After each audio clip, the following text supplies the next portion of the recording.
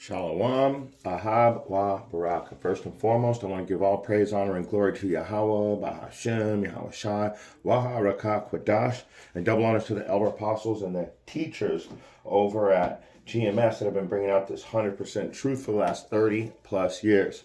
This is a class from Biblical Defenders, or you could find them at Holy Biblical Defenders. If you haven't subscribed yet, you need to. Like I said, it's Holy Biblical Defenders. So there it is.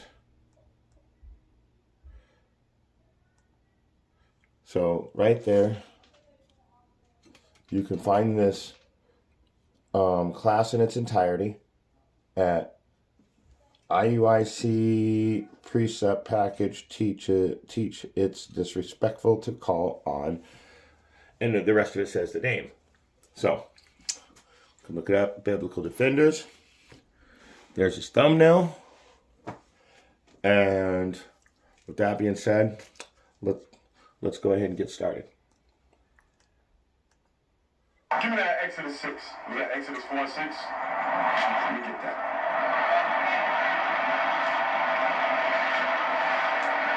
Because our people be all over the place. But foolishness, say all kind of rhetoric that they got off the internet. Instead of coming before learned men that spend time in this Bible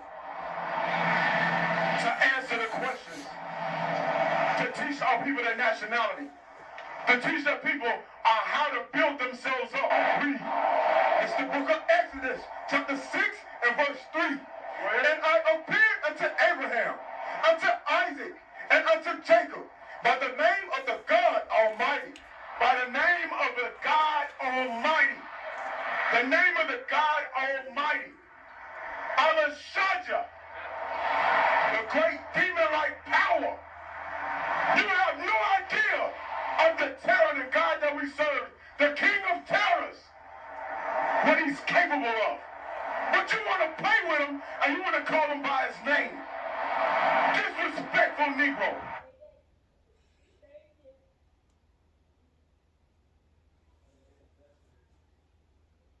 But you want to play with him, and you want to call him by his name. Disrespectful Negro. But you want to play with him, and you want to call him by his name. Disrespectful Negro. When I pray, I say Yahawah, still to this very day. I don't say Jesus, oh Jesus Christ. When I pray, I say Yahawah, still to this very day. I don't say Jesus, oh Jesus Christ. My prayers get answered. My prayers get answered. But by my name, Jehovah, was I not known to them. By the name Jehovah, God the provider, he was not known. So whatever name you got for the Most High God, it doesn't matter.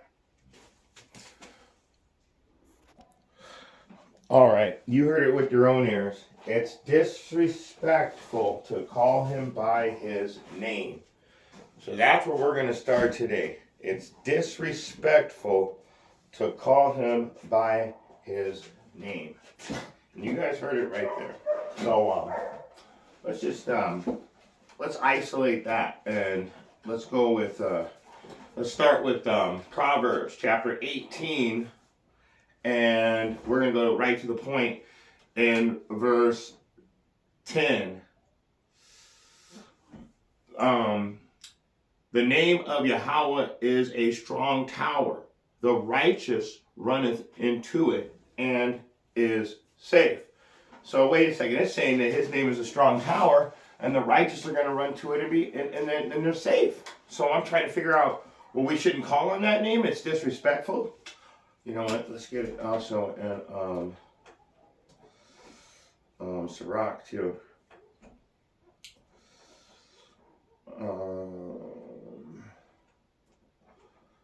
The book of Sirach, also known as Ecclesiasticus.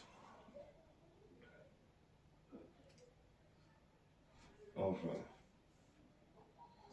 So you're not going to give it to me? You're just going to tell me about the book? Here we go again. The book of Sirach, chapter 1. You would think it's so crazy how they won't They'll give you everything but it. So, all right. So, the name of Yahawah is a strong tower. The righteous runneth into it and is saved. That's Proverbs 18:10. But he's saying that that it's disrespectful to call upon the name. So,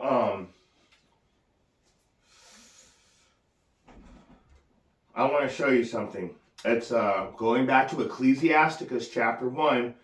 And this is the prologue of the wisdom of Jesus, the son of Sirach. Okay? So we're going to go right down to the point. And this is really just right in the middle of the paragraph of it's pretty much right almost in the very middle of the prologue. And it reads, "Wherefore let me entreat you to read it with favor and attention, and to pardon us wherein we may have seemed to come short of some words, which we have labored to interpret. For the same things uttered in Hebrew and translated into another tongue have not the same force in them, and not only these things, but the law itself, and the prophets, and the rest of the books have no small difference when they are spoken in their own language." So first of all, he's saying, like, we worked really hard to interpret these words just for you guys, so you would be able to have an easier time studying. On top of that, he's saying also that the same things uttered in Hebrew and translated into another tongue, they don't have the same power, they don't have the same force in them. So if you're going to be calling on all these fake names, it's not going to have the same power or force.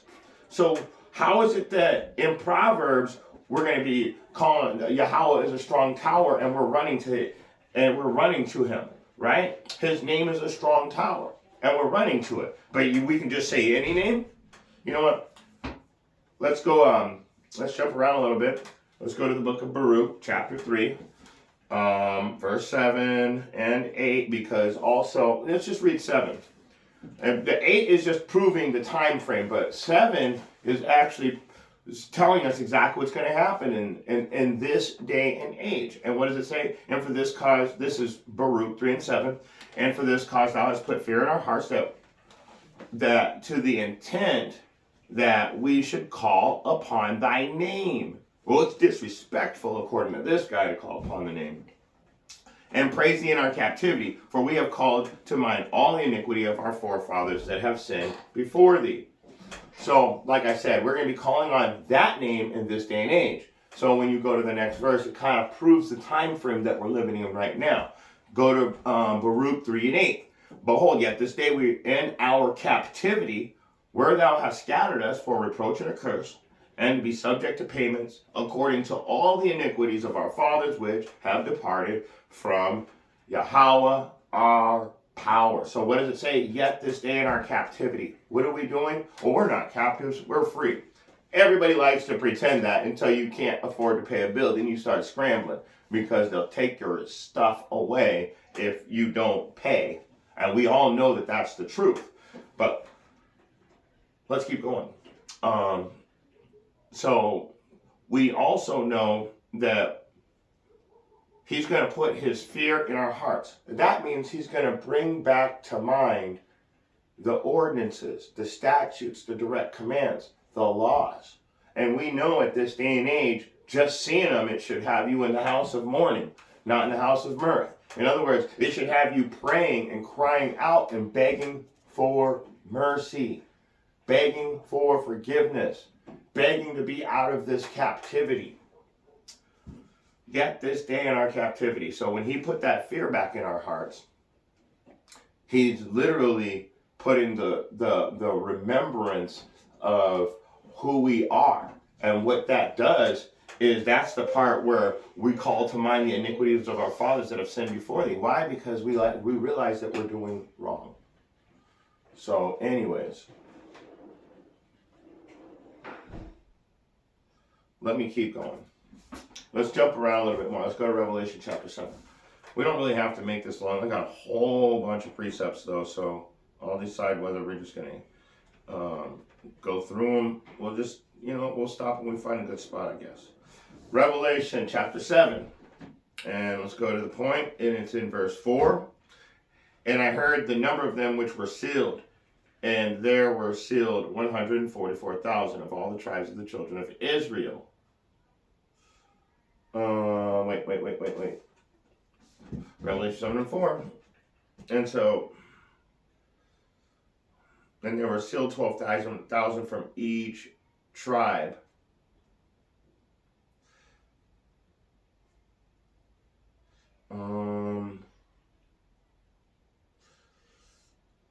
I should have wiped that from my notes. I mean,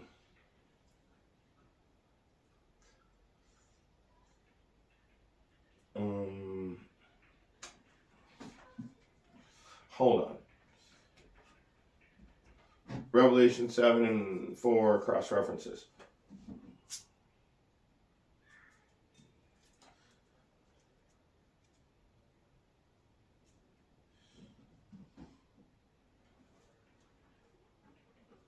I'm looking.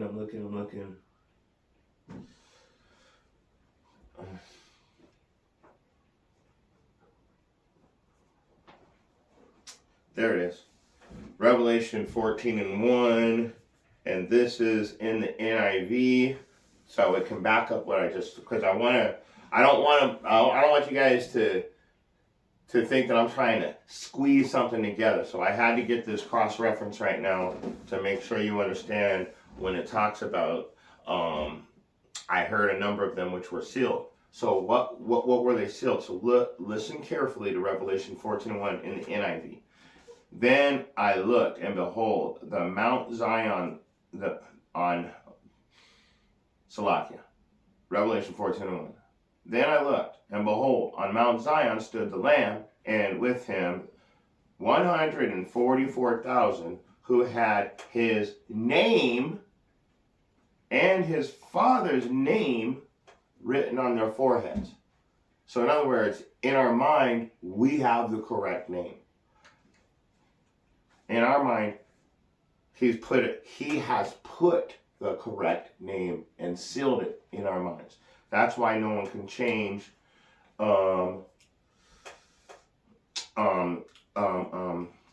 what we believe, because we have faith in the truth. Let me read. I think that was the King James. Let me see. And I looked, and lo, a lamb stood on the Mount Zion, and with him 144,000 having his father's name written in their foreheads. Yeah, so in the King James Version, it only mentions the father's name being written in their foreheads. So that's beautiful. What it's showing you is there's 144,000 out there that are teaching the correct name. And there's 1 million people out there telling you don't listen to them. You got the government saying don't listen to them. You've got everybody named Mama trying to tell you don't listen to them. So let's see. I might have another free set. It's funny because if you haven't figured out by now that they don't want us to be heard, and we're the only ones getting videos taken down for reading the Bible, guys. We're getting videos taken down for reading the Bible. We're getting videos taken down left and right. And then on top of that, when we go out in the streets, these people are trying to tell you, no, you can say anything you want. You can call on anything. It's Allah Shadra. Yeah, that's a demon-like power. You playing with the name? He's playing with the name. Why? Because he doesn't have enough sincerity to realize that you're going to, all through the scriptures, it says that we're going to be crying out his name. It says that his name is written in our foreheads. And then this dude comes through with, with it's disrespectful to say his name. Wow. And then you got the other IUIC member saying, I pray to Yahawah Bashim Yahushai. All my prayers get answered, but he still teaches Jesus Christ to the other people. Why? You got to ask yourselves. I mean, that 501c3 contract must be a powerful thing. That's all I have to say. So let's move around a little bit. Let's go over to let's stay in the book of Revelation. Let's go to chapter 3 and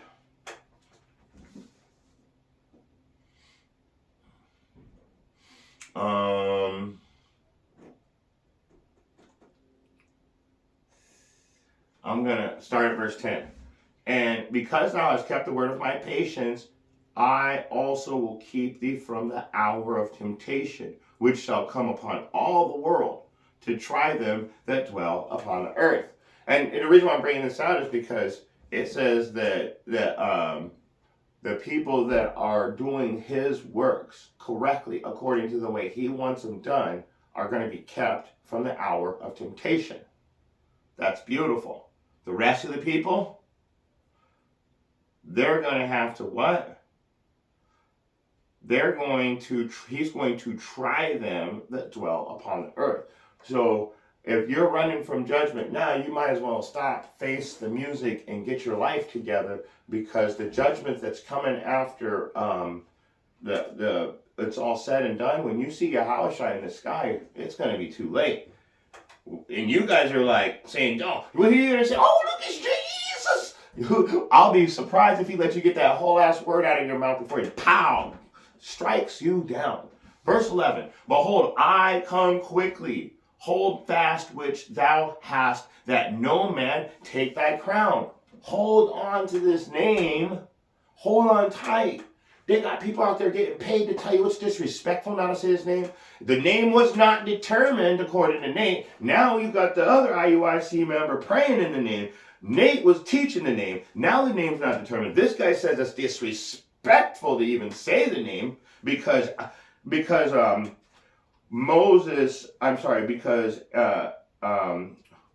Abraham, Isaac, and Jacob knew the father by Alashadra. They would call him demon-like power. So they didn't know, and so Yahawah B'Hashem Yahushai, he's telling Moses, they didn't know me by the name I'm telling you now. So we don't want, that name's not determined. But we know the name that he gave him, yet we shouldn't use it? That doesn't make sense. Let's go back into it. Revelation 3 and 11. Behold, I come quickly. Hold fast which thou hast, that no man take thy crown. Keep the correct name. If the name is still in your head, teach that. Verse 12. Him that overcometh will I make a pillar in the temple of Yahawah, and he shall go no more out, and I will write upon him the name of Yahawah, and the name of the city of Yahawah, which is New Jerusalem, which cometh down out of heaven from Yahawah, and I will write upon him my new name. That same name that we're saying right now. How do I know it's the new name? Remember, he told you, even in the video, everybody else knew me by Alashadra, but I'm going to give you this name. And that's the name that's been sealed on our foreheads. That's the new name. Anyway, let's move on. Let's go over to Exodus chapter 3.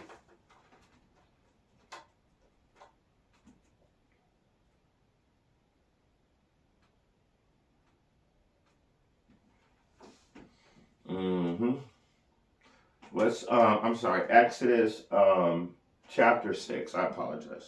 Exodus chapter 6.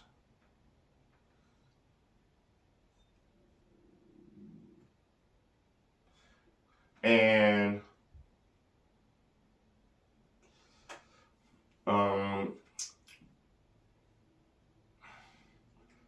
let me get that. That's funny. I just brought that out. I didn't realize I was going to it right now. That's the spirit. And Yahawah, but this is Exodus chapter 6, and we're going to start at we'll just start at verse 2. And Yahawah spoke unto Moses and said unto him, I am the Lord. I am the power. I am Yahawah.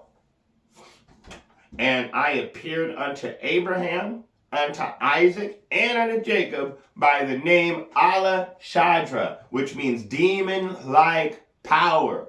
But by my name Yahawah was I not known to them. So what's the new name? Because our forefathers didn't know it, so he's given the new name to Moses. So let me read it again. But by my name Yahawah, was I not known to them. And I have also established my covenant with them to give them the land of Canaan, and to give them the land of Canaan, the land of their pilgrimage, wherein they were strangers. So, really, we didn't need verse 4, but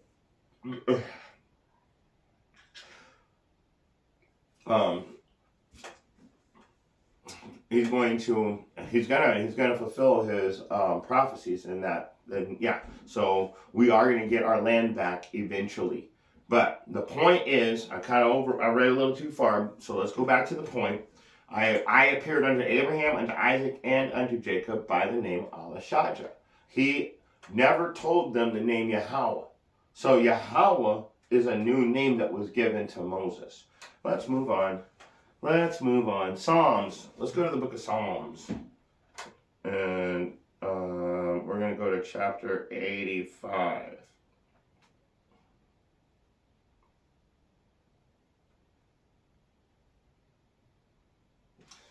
And we're going to go to, let's see where the point's at.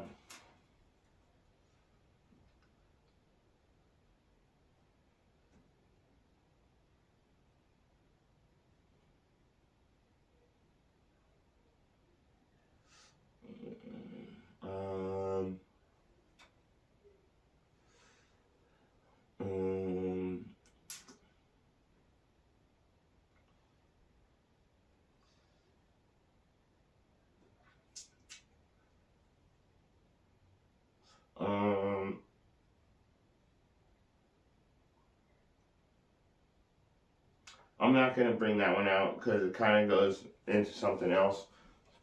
Let me keep going. Let's go over to, then we might be closing out pretty soon here. Yeah, I'm running out of the precepts. I'm starting to lose the precepts I have over here are kind of going away from the point. So I'm going to bring out. I think I have one more in me. So let's see if I can get that.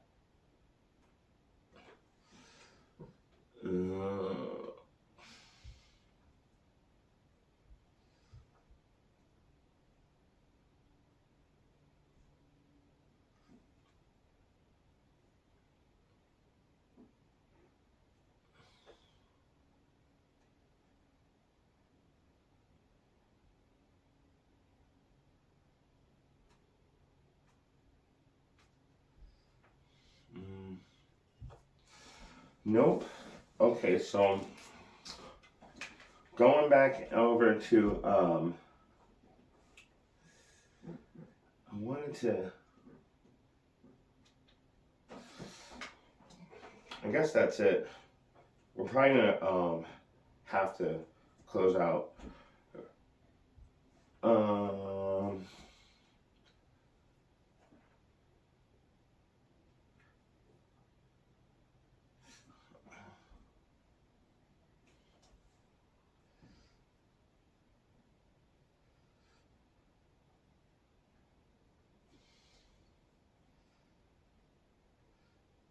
Yep, that was it. So I'm just gonna go ahead and close out with that, and I'm gonna get Revelation. I thought I had more precepts than I did, but that was it. A nice, quick, easy class. Revelation 22 and we're gonna go 18 and 19. This is Revelation 22, 18 and 19, and we're going to close out here. For I testify unto every man that heareth the words of the prophecy of this book, if any man shall add unto these things, Yahawah shall add unto him the plagues that are written in this book. Now listen up. For all of you people that are saying that the name isn't correct and it hasn't been determined, but you're calling upon the name in the background, but you're teaching people different, that means you're doomed. So verse 19, and if any man shall take away from the words of this book, of the book of this prophecy, Yahawah shall take away his part out of the book of life, and out of the holy city, and from the things which are written in this book. So when you start saying the name hasn't been determined and that it's disrespectful to say Yahawah, Bahashim, Yahweh Shai, that's adding and taking away from the Bible. All in one. You're adding your own doctrine to take away a name. So when you go down to verse 12 in Revelation 22, it's probably it's all through the Bible, but this one's my favorite because it's right in the last chapter. That's why I always read Revelation 22 and 12. It's in the last chapter of the last book in the Bible before it's all said and done. And it reads, "And behold, I come quickly, and my reward is with me to give every man according as his work shall be." So your works right now, you're you're out there telling people that it's disrespectful to say the name. With that being said, if you've got eyes to see and ears to hear, I hope you got something out of this short message. Shalom.